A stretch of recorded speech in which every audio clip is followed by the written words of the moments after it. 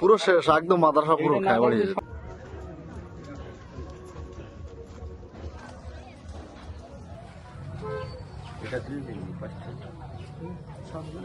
দাদা এদিকে আসুন।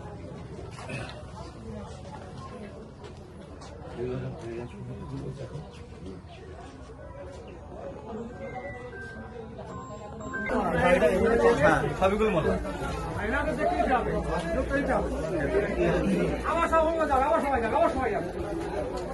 আজকে পাথরঘাটা গ্রামে আজ দুপুরে মাত্র কয়েক সেকেন্ডের ঝড়, সেই ঝড়ে যেভাবে আপনারা দেখলেন গাছপালা তছনছ করে কিছু ঘরবাড়ি ভেঙে অ্যাসবেস্টারে যতগুলো ঘর ছিল আমরা দেখলাম, সব ঘরে ভিজিট করলাম। খবর পাওয়ার সঙ্গে সঙ্গে চলে এসেছিলাম, এসে দেখলাম প্রচুর ক্ষয়ক্ষতি হয়েছে এবং ঘরের টালি অ্যাসবেস্টার যা ছিল সব উড়িয়ে নিয়ে গেছে।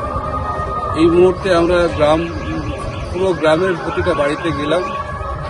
আমরা প্রশাসনের কাছে দাবি করেছি তাদের যথাযথ রিলিফ ম্যাটেরিয়াল পৌঁছাতে।